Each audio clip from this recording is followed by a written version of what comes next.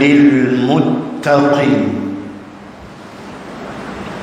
ولا عدوان إلا على الظالمين أشهد أن لا إله إلا الله وحده لا شريك له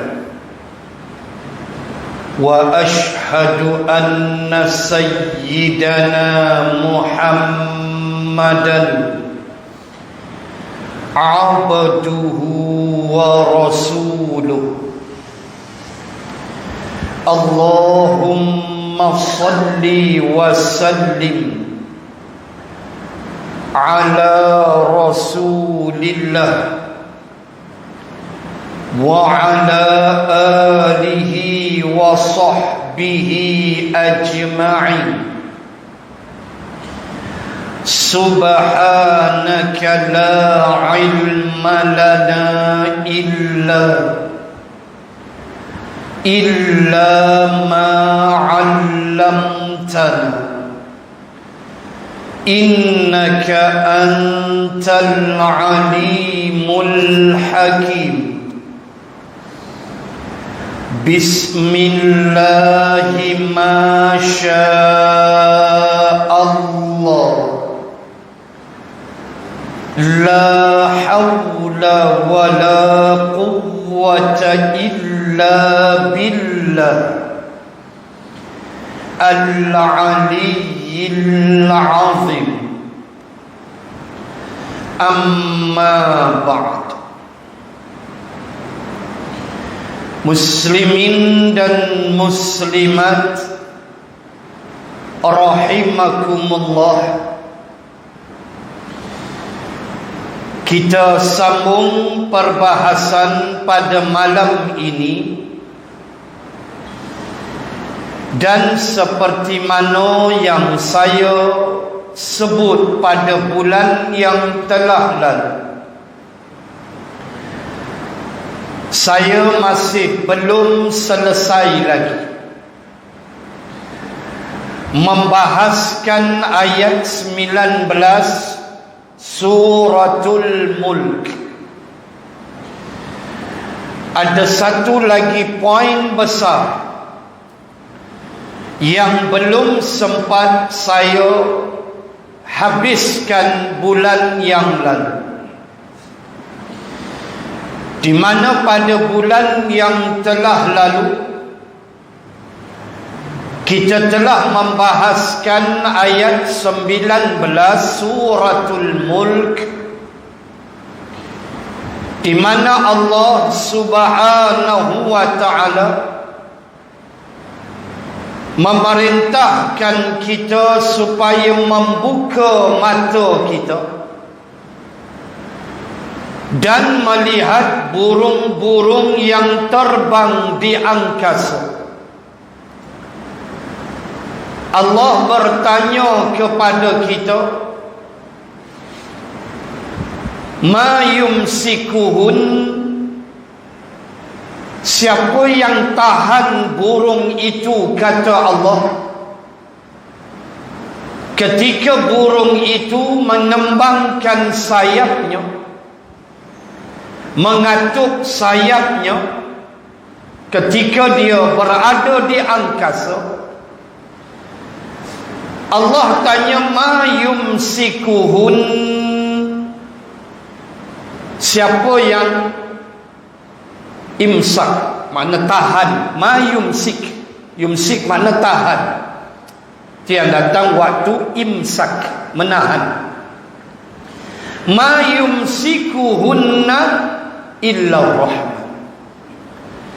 Allah kata, siapa yang tahan burung tu daripada jatuh ke tanah ketika dia mengembangkan sayapnya dan mengatup sayapnya? Allah kata, aku Ar-Rahman, Tuhan yang Maha Pemurah. Dan daripada situ saya telah membahaskan tentang kisah sarjana Islam Abbas Ibnu Firnas Ibnu Finnas yang telah buat sayap dan cuba terbang daripada sebuah menara di Turki, walaupun dia berjaya dalam jarak lebih kurang 600 meter. Dia cuba terbang, dia buat sayap, dia landing tak cantik sikit. Orang tengok di bawah, orang saksikan apa yang dibuat oleh beliau, dan dia landing tu dia dapat terbang tu dalam 600 meter begitu, dan dia jatuh, patah kaki dia, dan adalah sedikit kecederaan pada tubuh. Tetapi tindakan beliau telah membuka mata dunia bahawa manusia boleh terbang di angkasa.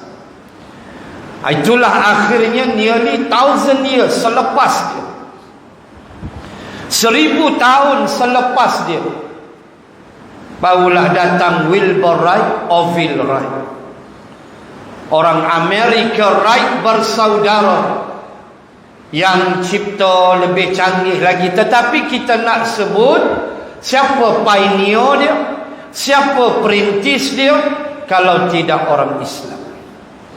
Itu kita bahas dah bulan lepas, dan telah kita bahas bulan yang telah lalu, bagaimana kisah seekor burung yang akhirnya dengan asbab dia, seorang manusia beriman kepada Allah. Itu yang telah saya baca Suratul Naml tentang kisah Hudhud, burung Hudhud. Wajituka min Sabain, aku datang dari sebuah negeri, min Sabain, daripada Sabah. Baca dalam Quran laporan dia kepada Nabi Allah Sulaiman alaihi salam, wajadtuha wa qaumaha yasjuduna lisyamsi min dunillah, adalah aku mendapati bahawa perempuan itu yang mempunyai kerajaan yang besar dan rakyat dia, yasjuduna lisyams, telah sujud kepada matahari. Hasil laporan burung Hudhud, akhirnya Balqis beriman kepada Allah. Itu saya dah bahas bulan lepas.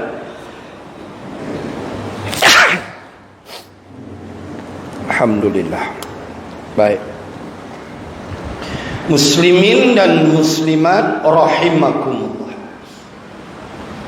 Ada satu poin lagi yang tidak sempat saya bicarakan bulan yang telah lalu. Masih lagi berhubung persoalan makhluk Allah namanya burung. Dan kali ini ayat yang ingin saya petik adalah bagaimana burung-burung ini dikaitkan dengan kisah Nabi Ibrahim alaihi salam. Itulah ayat tambahan yang akan saya kupas pada malam ini untuk menutup perbahasan kita pada ayat 19 surah Al-Mulk, berhubung dengan at-tayr, iaitulah burung-burung yang terbang. Baik.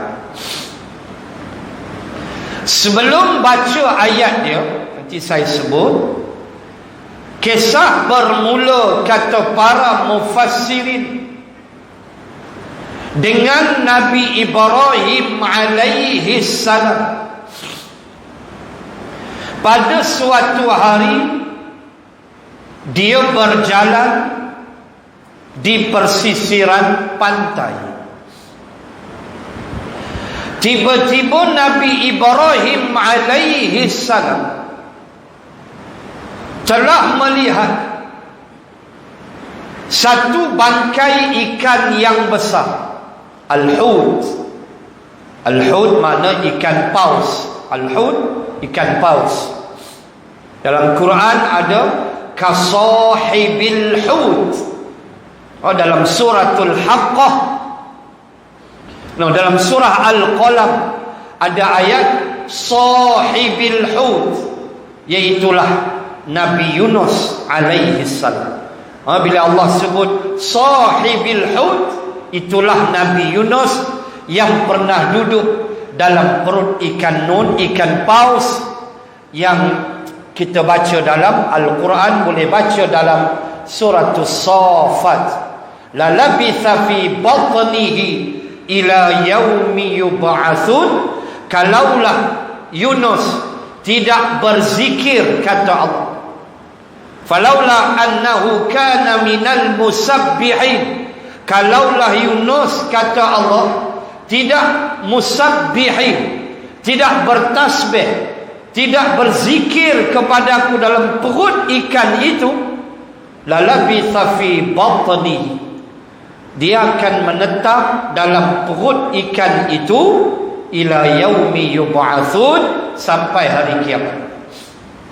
Allah, itulah zikir dia. Wa nada fi dhulumati alla ilaha illa anta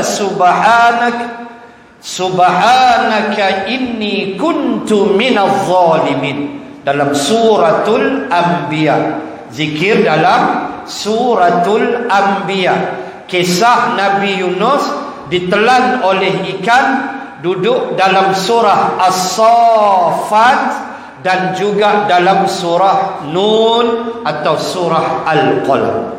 Baik, Al-hud makna ikan paus. Lalu dia tengok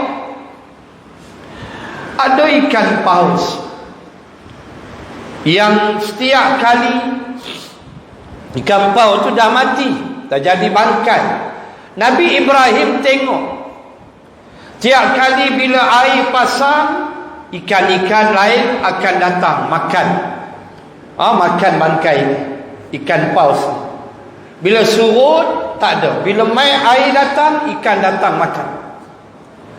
Lalu Nabi Ibrahim terfikir, dia kata, macam mana Allah nak beridup ni? Ni kena faham, no? Inilah ajaran para rasul. Bukan dia tak yakin dia rasul. Bapa segala nabi dan rasul. Bunyi itu macam Nabi Ibrahim tak yakin ke ada kehidupan selepas mati? Bunyi cakap tu. Tetapi sebenarnya ia adalah merupakan tarbiyah kepada manusia. Tu kena faham. Jangan kata Nabi Ibrahim tak yakin pula, berdosa kita. Ucapan dia tu adalah tarbiyah bagi manusia. Baik, lalu dia bercakap, dia kata, macam mana Allah nak hidup jadi bangkai dah?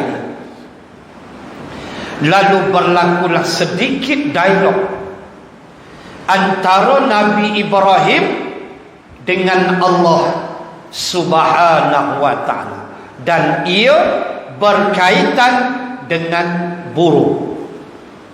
Ayat mana? 260 Al-Baqarah juzuk 3. 260 Al-Baqarah pada juzuk yang ketiga. Wa idh qala Ibrahimu rabbi arini kaifa tuhyil mauta. Saya baca satu sampai habis ayat. Dan berkatalah Ibrahim, Rabbi, wahai Tuhan, arini, tunjukkan pada saya. Arini, ara, makna tengok dengan mata. Bila ara tu yang datang riak. Riak tu tengok perbuatan tu orang tengok dengan mata. Riak. Baik, Nabi Ibrahim tanya, kaifa arini, ya Allah, boleh tak arini, tunjukkan pada saya nak tengok kaifa tuhyil mauta, bagaimana engkau menghidupkan orang yang sudah mati, bagaimana engkau hidupkan makhluk yang dah mati. Apakah Nabi Ibrahim ragu? Tak, jangan cakap macam tu. Dia sebut tu untuk kita. Mana boleh Nabi Ibrahim ragu? Tuan-tuan buka surah juzuk 19 Asy-Syu'ara, surah 26. Tuan-tuan muslimin muslimat tengok ayat 81. Ayat 81 surah Asy-Syu'ara pada juzuk 19. Allah Ta'ala cerita sebahagian daripada silibus, daripada kurikulum, daripada subjek, daripada dakwah yang Nabi Ibrahim sampaikan kepada kaum dia. Antaranya ayat 81 daripada surah Asy-Syu'ara. Apa Nabi Ibrahim kata? Walladhi yumituni thumma yuhyin. Allahu Akbar. Ragu apanya? Itu antara dakwah dia kepada kaum dia. Ayat 81 Asy-Syu'ara, Nabi Ibrahim kata pada kaum dia ketika dia memperkenalkan Allah kepada kaum dia. Allah tu siapa? Allah tu zat yang maha zat. Apa kerja Allah?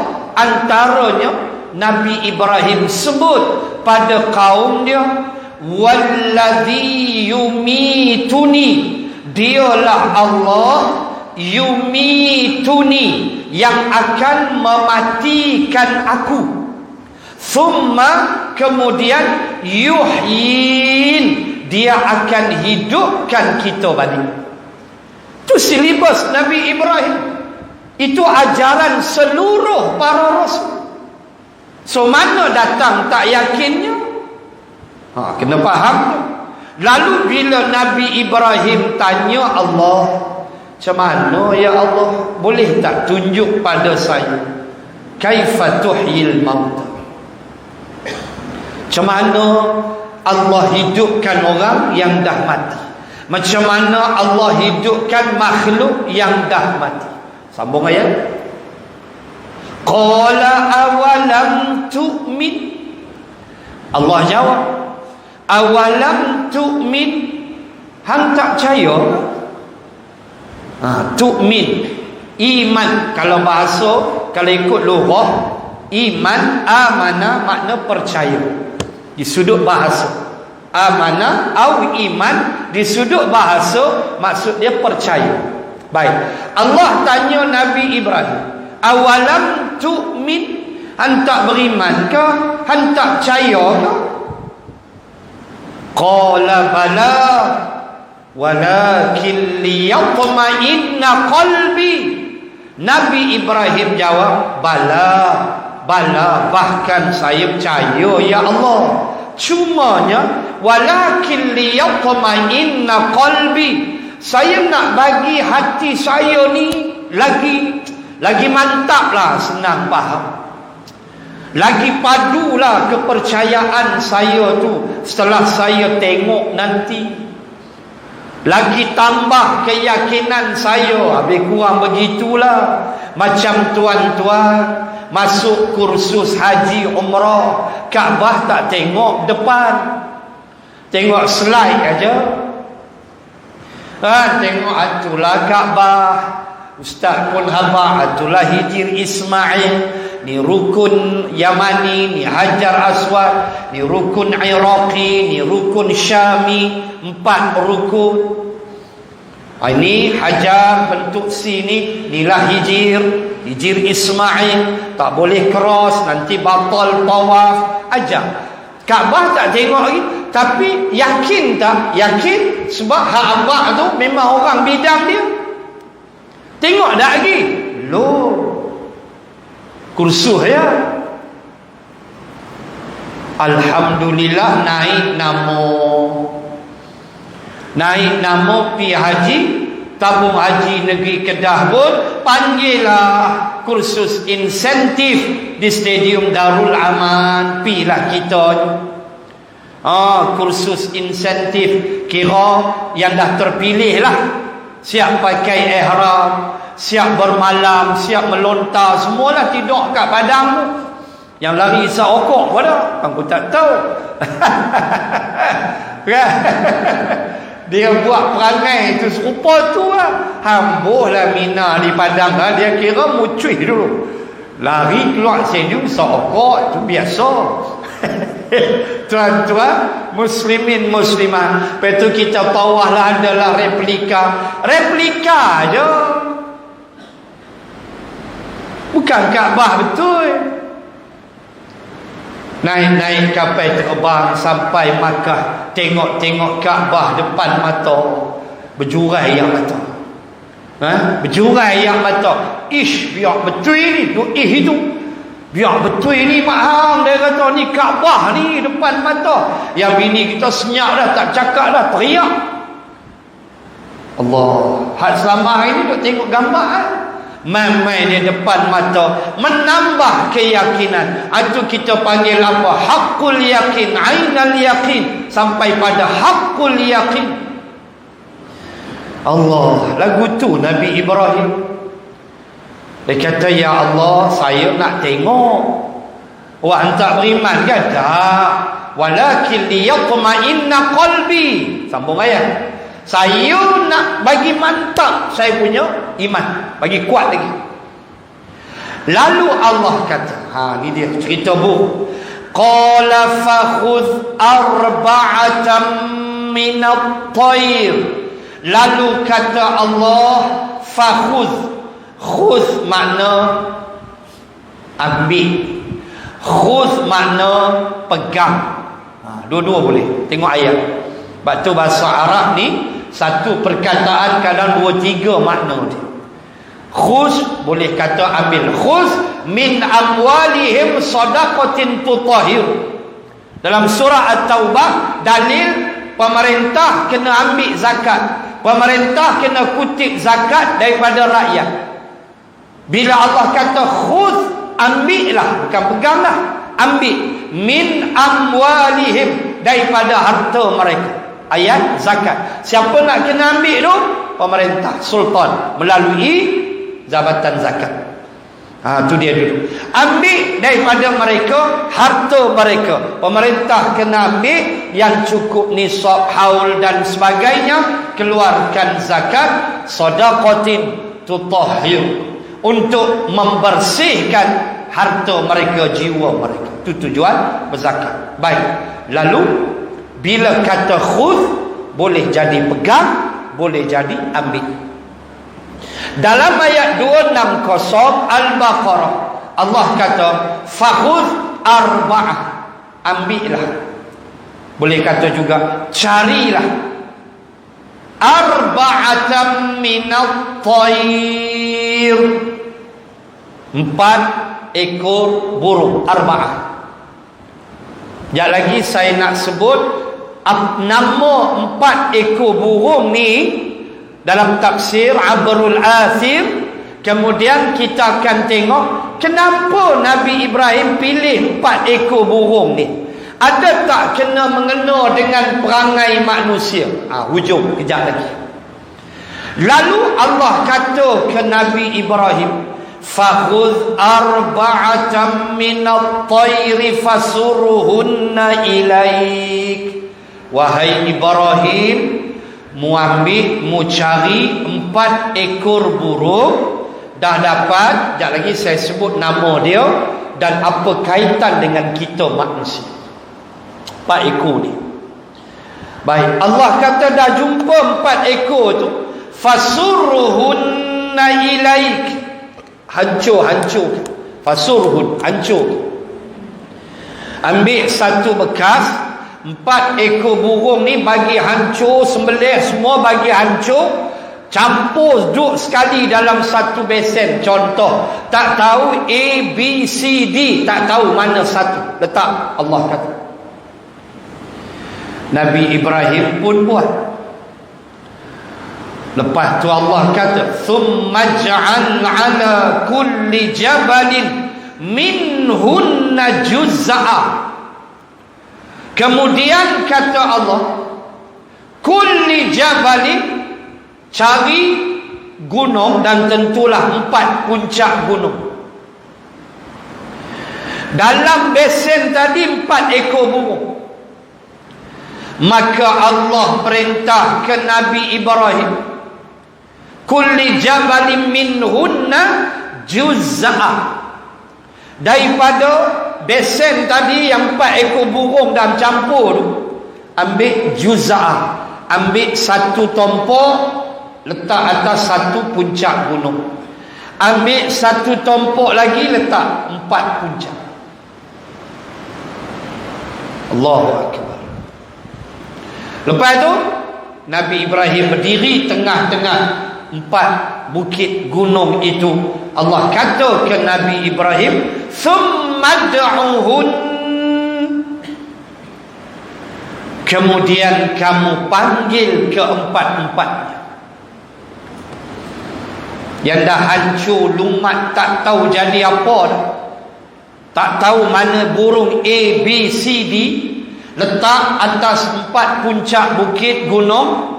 Lepas tu Allah suruh Nabi Ibrahim, "Tsummad'uhun." Kau panggil dia. Ya'tinaka sa'ya. Allah kata mereka akan datang, burung tu datang menghadap engkau balik. Nabi Ibrahim pun buat, panggillah keempat-empat burung tadi, jadi balik burung asal. 4 ekor itu terbang dan duduk di depan Nabi Ibrahim alaihi salam. Penutup ayat, wa'lam annallaha azizun hakim. Taulah aku bahawa Allah itu maha gagah lagi maha bijaksana. Tuan-tuan, muslimin muslimat, kisah 4 ekor burung yang Nabi Ibrahim lumatkan dia, letak dalam 1 bekas. Lepas tu ambil setompok 4 tompok, letak atas puncak bukit gunung. Dah bercampur, tak tahu dah, tulang darah semua bercampur dah. Lepas tu panggil dia, kata Allah. Nabi Ibrahim pun buat. Datanglah keempat-empatnya di hadapan Nabi Ibrahim seperti asal.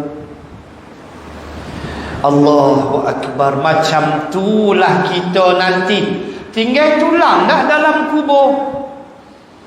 Tak ada apa suruh bekho gali tulang ya. Ada kain kapan reput-reput dah, 5 tahun dah tanam. Tinggal tulang, dia ada alam, dia alam roh. Hak tu tulang ya. Tak ada apa dah. Kecuali adalah 2-3 kes elok lagi jasad kan. Macam berlaku di Sik 10 tahun dulu pindah mayit nak besarkan masjid ke apa, adalah kisah benar. Kan 2-3 mayit yang masih utuh, masih elok. Masih elok, berlaku di Sik lama dah, 20 tahun dulu masuk dalam paper, elok lagi. Cuma muka tu kecut sikit. Antaranya seorang ustazah, guru Al-Quran. Dia ustazah aja, dia mengajar Quran. Accident, ayah dia tengok nangis, ayah dia. Muka tu kecut tapi elok. Allah, bumi tak makan jasad mereka. Adalah 2-3 kes Tok Imam, adalah hak lain reput yang paling teruk reput, hak mati seokok. Hak tu paling teruk. Yang tu paling teruk. Yang tu paling teruk lah. Mati tu keras itu, rokok tu ada abuk punya panjang. Yang tu awal lagi reput. Tuan-tuan, muslimin muslimat, macam itulah kita. Ditempik dek malaikat nanti. Tiupan sangkakala yang kedua adalah tiupan membangkitkan. Keluarlah kita daripada tulang as per original. Kulit kita muka cuma tanpa berpakaian. Tu aja. Allahu Akbar. Baik, ujungnya nak sebut, apakah nama 4 ekor burung itu? Dan apa kaitan dengan kita? Apa kaitan dengan sifat manusia? Apa simboliknya dalam kitab tafsir Abarul Athir? Bagaimana diulas? Di sanalah simboliknya apabila Nabi Ibrahim alaihi salam menghancur lumat 4 ekor burung ini, itulah simbolik menghancur lumat 4 perangai manusia yang huduh daripada 4 ekor burung ni. Dalam tafsir Abarul Athir, pertama, burung merak. Burung merak. Apa penyakit burung merak ni? Dia rasa dia hebat, dia perasan lebih. Dia rasa hebat. Dia rasa hebat. Tuan-tuan pergi tengok di mini zoo mana tu. Bila pergi tengok burung merak, dia nampak kita main dandan duk kepak, keluar bulu-bulu dah. Tak ada siapa suruh pun. Dia perasan habis. Saya ingat lagi, saya kecil umur 6 tahun, 7 tahun. Waktu tu arwah ayah bawa setiap petang naik motor Vespa Lambretta tahun 60-an, 70-an. Rumah saya di Gombak, pergilah ke satu taman dekat dengan Batu Cave. Tak jauh manalah Gombak dengan Batu Cave. Dulu mana ada hutan, banat apa semua. So naik motor, pergilah taman tu petang-petang. Antara tempat pergi mula-mula tu burung merak tu lah. Warok aja burung merak tu. Dia tengok kita main ninja punya kepak, keluar habis bulu, perasan nak mampu. Burung merak tu yang merak buih gambar yang tu kot. Duk perasan, rasa diri hebat. Hebat apa kita? Hebat apa kita ni? Hebat mai. Sayyidina Ali kata kamu akan kembali menjadi jifah. Ma makna jifah? Bangkai. Kalau tu imam AJK masjid tak mandikan kita, duk biak dalam bilik mayat tu 5 hari, hang bangkai berulat. Sayyidina Ali, abang nak belaga apa kata Ali? Ending kamu adalah jifah, starting kamu adalah nutfah. Sayyidina Ali sebut, kamu bermula dengan air mani yang hina, campak ke tanah itik tak sudu, ayam tak patut. Kata ulama, tak ada siapa mau. Tapi duduk dalam qararim makin, dalam rahim yang kukuh, maka dia jadi embrio lembaga, jadi manusia dengan izin Allah. Tetapi kamu kena ingat, kata Sayyidina Ali, ending kamu adalah jifah, bangkai. Ialah 5 hari duduk dalam, mati hospital kan, bawa pergi masjid, biar Cik Imam kata tutup kunci, 5 hari baru kita mai. Tengok apa jadi. Tak ulat naik, baru nak buka kunci dah bau hidung dah busuk. Itulah kita. Belajar apa atas dunia ni? Sombong, angkuh, mazmumah, bersarang dalam jiwa, rasa hebat, baru ada kuasa sikit habis semua orang kita nak kerat. Kepala otak perangai lagu ni. Belajar. Kita mesti faham bahawa sesungguhnya itulah kita, tuan-tuan. Kalau ada kuasa jangan belaga. Nanti jadi Qarun. Qarun lama, ratus tahun kuasa punya lama. Si Qarun, maaf, si Fir'aun. Jangan ada harta, jangan jadi Qarun. Kaya raya, subhanallah. Jangan. Kita mesti belajar daripada kisah orang-orang sebelum kita bahawa sifat belagak, sifat rasa diri hebat, lepas tu tempelak orang yang ajak kita kepada Islam, lepas tu pelekeh orang yang ajak kita kepada Islam, itulah sifat buruk yang akan makan diri kita balik. Percayalah. Tunggu masa. Fama bakat alaihimus samai wal ard. Ada satu ayat dalam surah Dukhan, Allah kata ketika Fir'aun mati, langit tidak menangis, bumi tidak bersedih. Allah sebut waktu Fir'aun mampu, tak ada langit yang nak menangis, tak ada bumi yang bersedih. Memang mampu lah, sebab lawan Allah Subhanahu wa ta'ala. Jaga. Nabi Ibrahim menghancurkan burung merak. Yang pertama sekali, burung merak, iaitulah burung merak, dia ada sifat suka rasa dia hebat, suka rasa dia ni lebih pada orang lain, walhal kita hanya dilebihkan dengan iman dan takwa. Itu aja. Kita hanya lebih pada ilmu, dan orang yang lebih ilmu, kongsilah ilmu dengan orang lain. Itu aja. Nak berlagak atas ilmu tidak dibenarkan. Tak boleh. Tak boleh.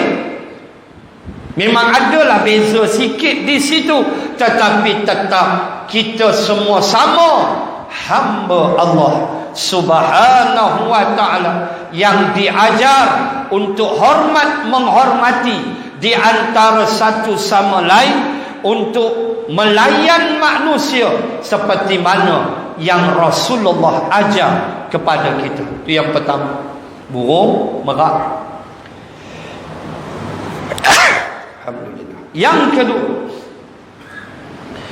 Nabi Ibrahim alaihi salam telah menghancur lumatkan burung helang. Burung elang. Burung elang ni apa perangai? Dia kira cengkam orang. Dia duduk atas angkasa, atas udara, dia tengok arnab melintas, arnab syahid, dia tak peduli.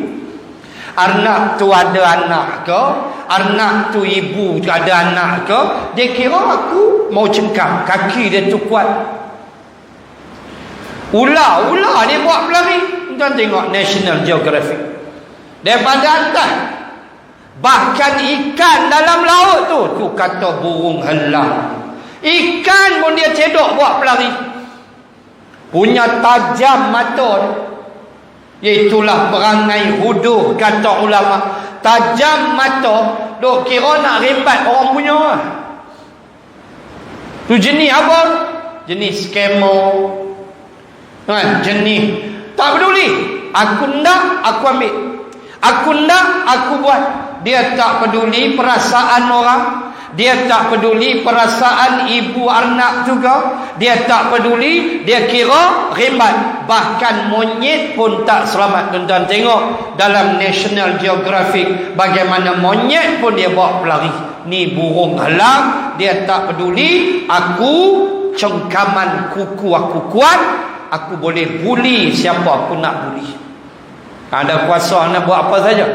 Anak buli siapa anak buli. Anak buat undang-undang apa anak buat, sampai menyusahkan orang. Jangan jadi burung helang. Suka buat apa yang dia nak tanpa fikir orang lain. 2. 3. Kata tafsir Abrul Asir, burung gagak. Apa sifat burung gagak? Makan bangkai.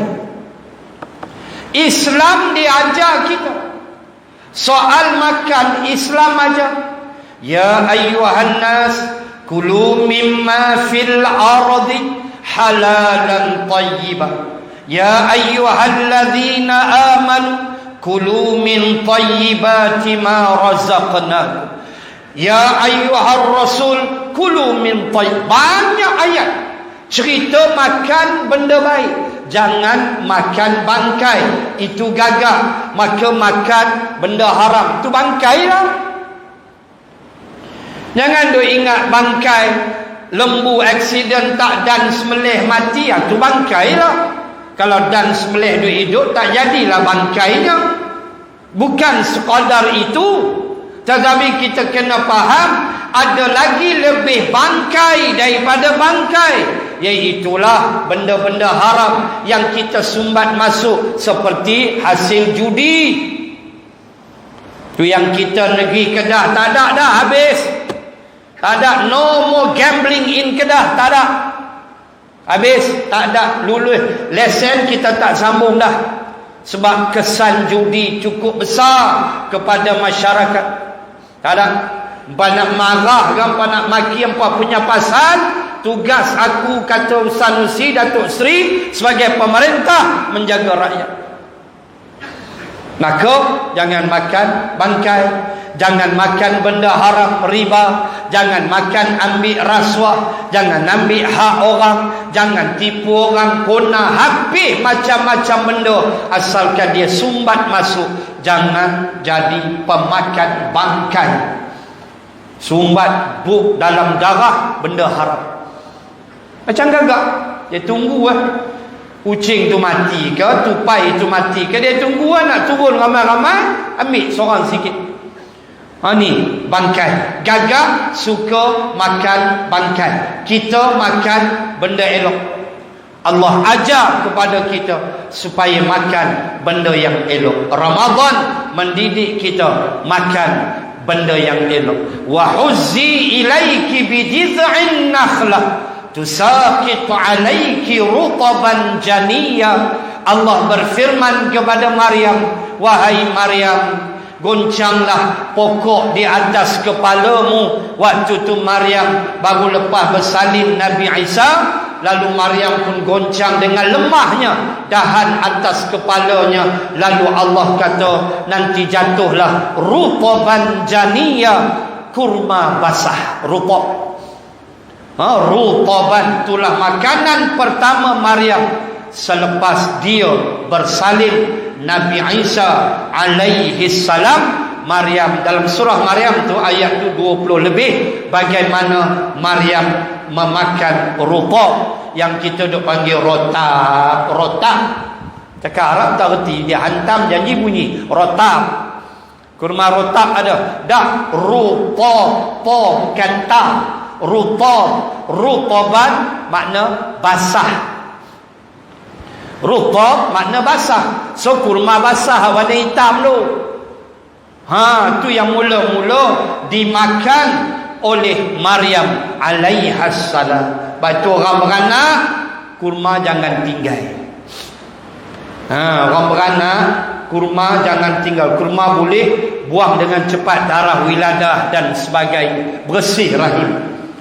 Ni buah kurma. Nak makan majun cap gunung berapi, makan pi lah. Mak bawa daripada kampung kan, orang tua tu dia main awal lagi, beranak pukul 3, pukul 8 dia sampai lah. Ni dia botol majun cap kaki gunung, mampu jenuh telan, seketui. Nak makanlah kurma, jangan tinggal. Sebab Maryam makan kurma. Nanti kita sembanglah, saya ada tazkirah 10 Ramadan insya-Allah. Turn saya 10 Ramadan di sini insya-Allah. Nanti kita sembang-sembang sikit. Nak sebut Islam ajar tentang pemakanan yang baik. Jangan jadi burung gagak, suka makan bangkai, rembat dia. Bukan dia tanya elok tak elok, janji perut kenyang sudah. Tak boleh lagu tu, rosak badan. Dahlah haram, hampir tibai. Janji boleh duit sami aja ustaz. Hak ni RM50, hak ni RM50. Sama aja. Sama apanya? Yang ni gaji, yang ni judi. Mana ada sama? Gambar agung, ya sama. Nilai di sisi Allah, nilai dalam tubuh kamu makan, tak sama. Dia jadi benda haram, duduk dalam darah. Maka Nabi kata, an-naru aulabih. Mana-mana daging yang tumbuh dari sumber haram, neraka lagi layak memamahnya. Wal'iyadzubillah. Dan yang terakhir, mengikut tafsir Abrul Athir, adalah ayam jago. Walaupun dia ayam, tapi dia keluarga burung, dia ada sayap. Ayam jago atau ayam lago.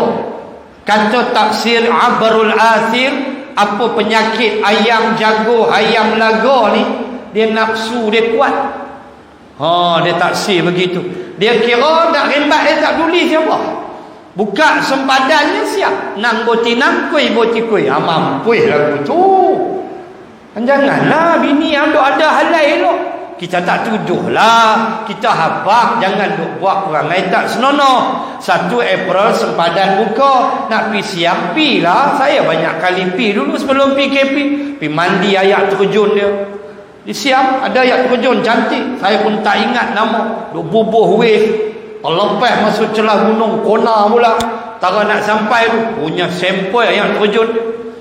Tapi mereka semua cakap siap. Kita satu kereta orang Malaysia. Lain semua siap. Kata tak mampu. Kata semua siap. Kita pun mandi air terjun elok cantik. Pi lah. Nak makan dimsum apa, makan pi lah. Orang petani jual. Jangan pi Kona tu lah. Pula kan nak tengok gajah kan, ada gajah kita pun pergi tengok lah dekat mana saya pergi dulu, tak ingat lah. Tak ada masalah nak pergi Patani ke apa, pergi lah. Lama saya pun plan dengan kawan-kawan kita pergi nanti buka sempadan, ada kawan ajak pergi. Tak apa nanti kita pergi. Saya kata cari hari free kita pergi. Lama tak pergi siang kita pun pergi. Janganlah kau nak abe janganlah. Bini duk ada di rumah tu, duk abe. Benda serupa ya, perbuatan sama aja, nikmat serupa aja, ending serupa tu aja, tapi dosa hak ni halal, hak ni haram tak mau. Hak ni syurga, hak ni neraka, zina neraka. Kalau tak tobat, tolong jangan duk buat perangai tak elok. Ayam jago. Kata tafsir Aghrul Athir, dia huduh sikit, nafsu dia kuat, dia kira nak rembat ayam Cina, dia tak beli siapa dah. Pantang melintah dia rembat. Tak aci lagu tu. Tak mau. Perangai tu nafsu dia kena kawal. Nafsu kena salur ke tempat yang baik. Baik itulah diajar kita dengan perkahwinan dan sebagainya supaya teratur hidup dengan saluran nafsu yang baik. Muslimin dan muslimat, saya minta maaf, saya terpaksa berhenti. Saya ada mesyuarat penyelarasan Ramadan di Sungai Petani. So mesyuarat jam 9.30 dah lah. Saya pun habaq ditunggu Ustaz.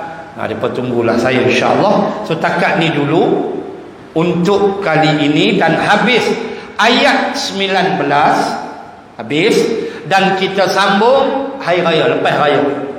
Lepas raya kita sambung bulan depan, dan saya 10 Ramadan insya-Allah. Tazkirah saya pada 10 Ramadan insya-Allah. Kita jumpa nanti, ada rezeki, panjang usia, sihat tubuh badan insya-Allah taala. Sekadar itu dulu. So kesimpulan lengkap saya bahaskan burung yang membawa hidayah, hudhud, dan juga 4 ekor burung, ayat 260 Al-Baqarah, di mana 4 ekor burung ini dihancurkan oleh Nabi Ibrahim dan dihidupkan semula oleh Allah sebagai suatu simbolik, suatu ketetapan Allah menghidupkan makhluk yang sudah mati, dan simbolik pada 4 ekor burung, merak, burung halang, burung gagak, dan ayam jago, dengan sifat-sifat tak elok yang telah kita sebut tadi. Maka hancurkan, sembelihkan, jadilah insan, orang yang benar-benar beriman kepada Allah Subhanahu wa ta'ala. Wabillahi taufiq wal hidayah. Assalamualaikum warahmatullahi wabarakatuh. Bismillahirrahmanirrahim. Alhamdulillahi Rabbil Alamin. Assalatu wassalam ala Rasulillah wa ala alihi wa sahbihi ajma'in. Allahumma zidna ilman warzuqna fahman. Allahumma rzuqna fahman nabiyyin wa hifzal mursalin. Allahumma ballighna Ramadan. Rabbana atina fid dunya hasanah wa fil akhirati hasanah wa qina adzabannar. Wa sallallahu ala rasulillah wa ala alihi wa sahbihi wa baraka wa sallam. Walhamdulillahi rabbil alamin. Subhanakallahumma wa bihamdik nashhadu an la ilaha illa ant wa nastaghfiruka wa natubu ilaik. Wallahu a'lam. Assalamu alaikum warahmatullahi wabarakatuh.